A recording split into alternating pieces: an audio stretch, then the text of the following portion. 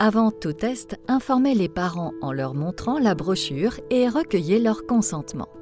En cas de refus, faites compléter et signer le formulaire type aux parents avant de l'envoyer au CRDN.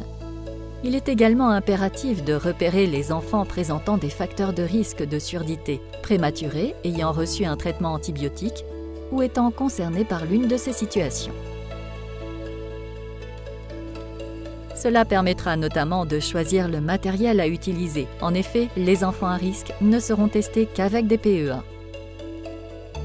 Pour réaliser le premier test, nous vous recommandons d'attendre au moins H24 pour le PEA et H36 pour l'OEA. Ce test peut être fait avant ou après le test de Guthrie, mais plus vous attendez et moins vous aurez de recontrôle à faire. En cas de sortie précoce à H48, testez l'enfant à H24. Dans tous les cas, le test se fait avant la sortie de maternité. Le test doit se dérouler dans un endroit calme, idéalement dans la chambre de l'enfant ou en nurserie. Il peut également se dérouler dans les bras des parents. Celui-ci doit également être le plus calme possible, privilégiez un moment où il est endormi ou après la tétée.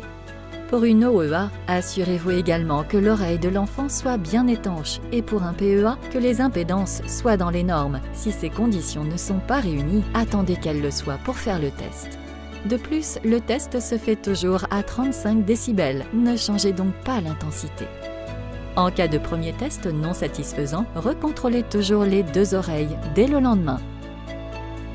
Une fois le ou les tests réalisés, notez leurs résultats dans le carnet de santé de l'enfant, dans son dossier médical et sur la fiche CRDN, en précisant l'oreille, droite ou gauche, et le type de test effectué, PEA ou OEA.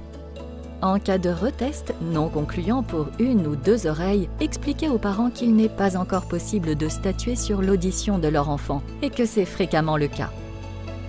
Programmez ensuite un rendez-vous de contrôle dans le mois à communiquer, dans l'idéal avant la sortie. Ils pourront contacter le CRDN s'ils n'ont pas de nouvelles d'ici 2 semaines. Cependant, si le résultat est satisfaisant, dites tout de même aux parents de rester vigilants aux réactions auditives et au développement du langage de leur enfant et de consulter au moindre doute. Dans tous les cas, remettez-leur les flyers d'information.